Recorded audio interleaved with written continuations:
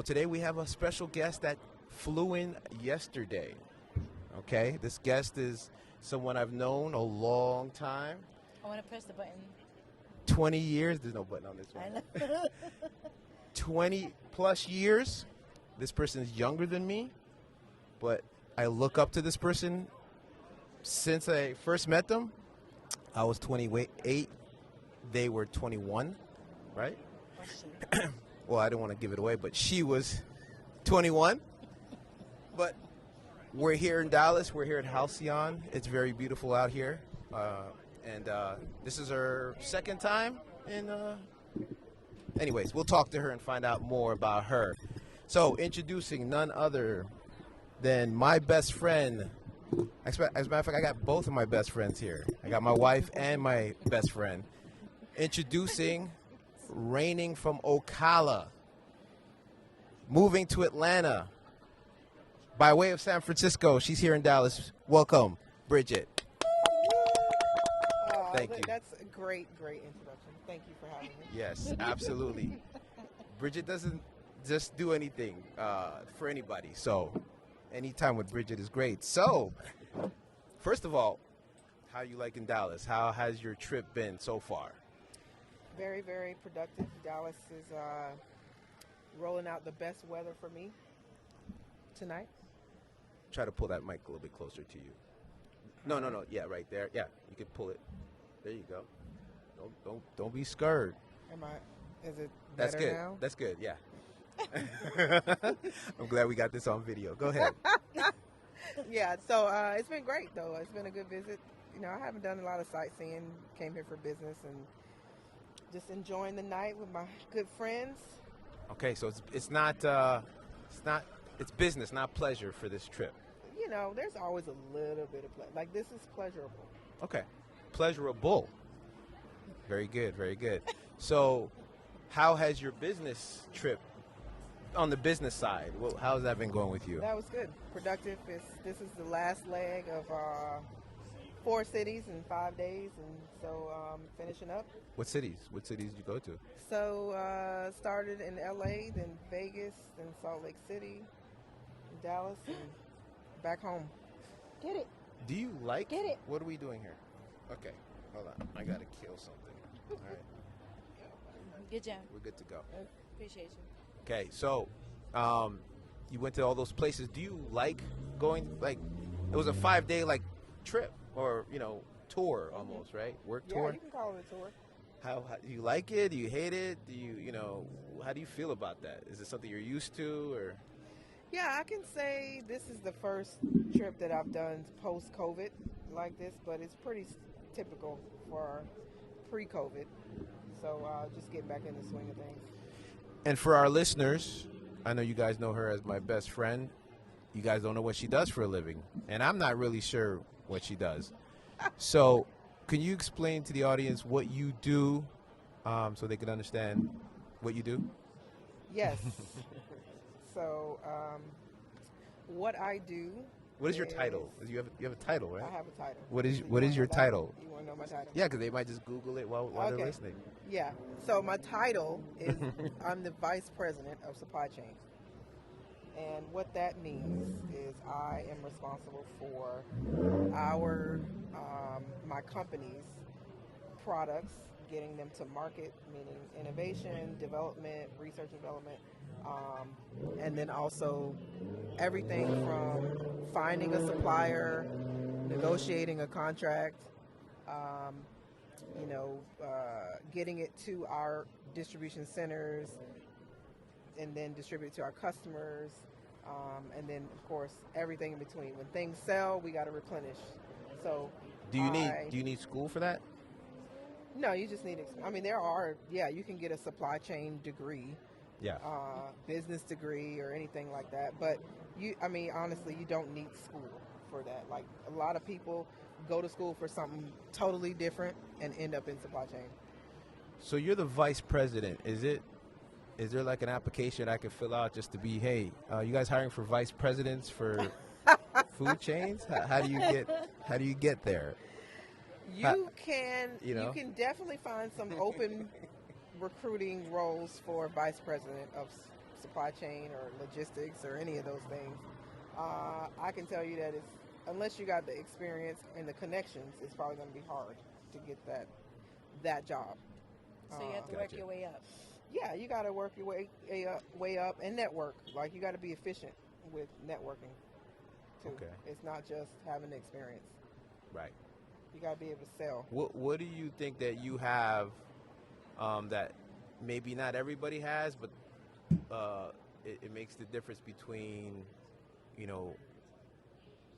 being the vice president and like a lot of people think they can do this because whatever they think, but what is the biggest misconception of like what do you need that people don't know you need for this role? I mean, I can speak from my personal style. My leadership style is it's never about how much I know. It's never about how much education I have or experience I have. It's about how much of that I can cultivate in my team. I never want to be the smartest one in the room, even though I may be. I don't want it to be shown that I'm the smartest one in the room. I want my team to shine. I invest my time in developing my people. I advocate for them if there's a training or a development opportunity or experience that they need to go and get. It's all about them. So I want to make sure that my team is equipped and happy and productive, and I'll do whatever I have to do to make sure that they are. What I learned is when because you're the vice president, so you talk to your team, and what I noticed when I was a manager, that the good managers have culture on their team, which people want to stay, and they want to work hard for you. But I forgot what I was going to say. It's okay. It was one thing about culture. People You have to be like a friend, a counselor, a mother. You got to be like all these different roles with your team, right? Because you're close. So then they tell you things that you have to listen to that has nothing to do with work. Yeah, I think we might have talked about this before too. It depends on. I think it depends on the level of experience and the level of the professional experience you're dealing with. So by that I mean, if you're dealing with nothing wrong with it, but if you're dealing with hourly associates, not a ton of experience, probably never really been supervisors or managers or any of that, versus dealing with salaried professionals who are used to working in a corporate environment, like there's going to be differences in your leadership style, and there's going to be differences in what the team needs, and you have to be able to if you choose to be in one environment or the other, you got to flex your style for what the team needs in that environment. Like, you can't go to a group of salaried professionals treating them like they're brand new hourly associates that never had a job before. Right. And vice versa. Gotcha. That makes sense. One thing you told me a long time ago, because I would say, hey, Bridgette, well, how come when you say the same thing I'm going to say, no one has a problem? And what you told me, do you remember what you told me? You got to know your audience. You got to know your audience. That's correct. That's something I learned later in life. That's something that my wife has also. She reads the room, and she's paying attention, and she's doing a lot of observing, and she could understand body language, which I could be offending somebody back in the day, and I wouldn't be able to tell because I wasn't reading the body language. It'll tell you everything you need to know. Yeah. Facial expressions. That's right. Yeah. That's the biggest one. That is, like, posture, positioning. I think it's just because he's in his zone, and he's exactly not focused on reading the others. He's just in his head. Right. Because on a mission. He's on a mission. Yeah. Yes. Right. Yeah. Right. And he's thinking. He does a lot of thinking. Yeah. So sometimes, he's nodding at what you're saying, but he ain't listening. Yeah, it's because he's thinking. There's a lot going on. Hold on a second. It's 'cause he's Hold thinking. on a second. He's thinking. Everybody, He's assessing. Everybody, my wife is correct, right? However, I have to say this, is that I'm a lot better. Of course. Right, because I understand. But if I'm into something, into the story, into the whatever I'm looking at, oh, it's 100% focus. I'm not thinking about nothing. Right. So if I start drifting, it's because something else in my mind is taking up more attention. The next question. Versus if this person or this situation is grabbing my attention, Yeah. I'm focused. You're laser. Yeah. Call me laser. Yeah. 100%. LF. Laser focused. Oh, 100%. Laser focused. Yep. So you can see it in his face. So I read your face. Yeah, you do read my face. I read your face, like a not pit reading bull. You like snap out of it. I read his face, not reading their face. Right. Yeah, she could see where the communication breakdown was. Right. She helps us in the house when me and Javon are having. She's the mediator. Yeah. She's like, oh no, he didn't. This is what he thought you said, and then Right. then I'm you like, thought he hold said, on, and you then he just said, felt, yeah. Wait a minute, bring it back. Bring it back, and I listen because I could learn. Thank God. Like Bridgette said, you don't want to be the smartest person in the room, right? So I do need help in certain areas, and that's why we have these podcasts, so we can find out from our guests, the people that are on the show, share their experience, help us with our personal situations. So, Bridgette, you're in your career. I forgot the name of it, your title, but what is it? What is her title? Vice President.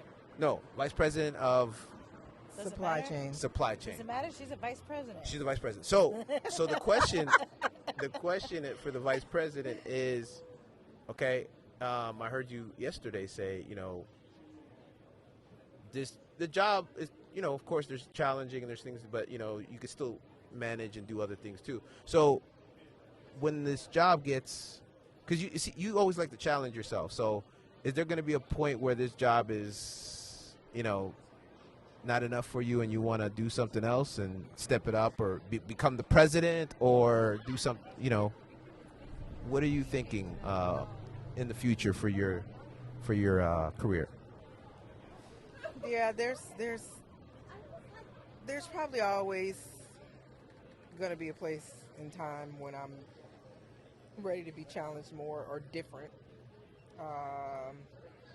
And pretty much up until now, I've always had an exit strategy for, what am I going to do next? What title am I looking for? What different job do I want to do? What company am I looking for? I'm not really focused on that right now. I'm just enjoying where I am. I have an exit strategy. Well, that's when Team Delva comes in, right? Yeah. Yep. So it'll probably be leaving the corporate world, maybe. I don't know if I have a time frame on it. Yeah. Kind of, sort of, but okay. I'm just enjoying it right now. It's challenging every day. Like, my job is challenging every day because it's always different. It's new. There's always something. It's a dynamic job. Yeah. We're in the building phase. So, like, my company's fairly startup. Yeah. So we're not in that coasting phase. Like, we're just getting it to where we need to be, and that's probably going to be some years before we get to the coasting phase. Gotcha. So, as long as we're in this, like, this cycle where things are different and there's variety and I'm building and expanding, like I'm going to be able to contribute and I'm going to be fulfilled. Fulfillment. That's what everybody is striving for. Yep. Sometimes people are trying to fulfill themselves with things that may not fulfill them. Yeah. Right? Because you could get fulfilled with things that are not good for you. That's going to hurt you. Yeah. So fulfillment, we got to be careful what you're filling yourself up with. What I realize is, like, I still listen to hip hop music and listen to some gangsta music, but like you can't listen to that all the time because you're filling yourself up with all this energy, aggressive, and Right. So and where's it going? Yeah, and I was like, I always wonder how that matters in your life or in your mind, because whatever you listen to, if you listen to it enough and just listen to just whatever you listen to, hardcore, whatever, I think it affects you, right? Yeah. well, think yeah, so, whatever you surround yourself. I guess around, you need a balance. Yeah. That's energy. If and you like surround yourself around it, exactly, then it's gonna affect you somehow. Yeah, indirectly or even directly, or maybe you're just wasting your time, or both. But then there's people that can separate things. Yeah. So maybe it doesn't affect but that's everybody. called a balance. Yeah. So if you could separate, those people who separate don't listen to that stuff 24/7. Yeah. They use it as entertainment, and then they move on with the rest of their lives, and they understand that that's just entertainment. Like I listen to hip hop, like the hardcore hip hop for my workout. Like, yeah, I'm not going to be listening to Leon Bridges or like whoever on my workout. I need some. It's getting you motivated. Something banging in my head, like, and then I'm done. Right, then it's over. Yeah. I have my vibing music, and I got my. Right. So speaking of working out, when you came and I saw you for the first time, when's the last time we saw Bridgette? Baby? October, when we went to Florida. October, so that's when we went on vacation. October, November, December, January, February, March, April. So that's 6 months ago, half a year ago. Damn. Is when we saw Bridgette. Yeah. So you look like you've been working out. Has that hardcore music been working out for you? It seems like it has. You was looking really good in October too, though. I mean. But she looked like she lost more weight. Maybe not. I don't know. You did? Okay. Yeah, I mean, good. She looked like. I feel like when people lose weight, they start looking like they did back in the day. I'm trying to look back in the day. You know what I mean? Like, you how look do I look back in the day? You know what I mean? Can I look back in the day? You know, you start knocking off years when you lose weight. Right. You know what I'm saying? Yeah, no, I did. I lost, since I saw you guys, I think I'm down maybe like 10 pounds. Okay. What are you doing? Yeah, I was just talking to Lisa about this last night. Since you know me, Rod. Yes, I do. I've been like, I'm always I have to be conscious of my weight. Like, you know me, like, up and down, 20 pounds up, 20 pounds down. Right, but I feel like your bracket is here. Like, you've never been really bony, you've never been really big. You're right. Your bracket is here. Your up and down is here. Yeah, I got kind of I would say a 30-pound bracket. Which is good. I mean, 30-pound deficit, but up or 30 down. pounds is a lot. It is. For me. It is. But I've been focused, like, and so because I've had to, like, balance and figure out things my whole life, like, to not go over my threshold that I'm comfortable with. Yeah. I've tried a lot of stuff. I tried a lot of behaviors and this app and that app. So this time around, when I actually lost 20 pounds during COVID. Okay. So I lost 20 pounds. You didn't gain the COVID-19? You didn't? Was it the what are they? COVID-19. No, the 19 pounds. No, but not COVID-19. The pandemic weight. But they said the weight 19 or something. I forgot what they called it. They had a nickname for. Yeah, they did. I'm not sure. But it was 19 pounds. Yeah. So I lost it. Yeah. But it started from like behavior. Like, I just started addressing, like, psychologically, what is it about my behaviors and whatever that I just can't stay consistent, like. And so, I mean, that journey started almost 2 years, I would say 1.5 years ago, that journey started. Okay. And then, like, since you guys saw me, I really, like, I read this book called Atomic Habits, and I started working with a virtual trainer so I can kind of refine my workout.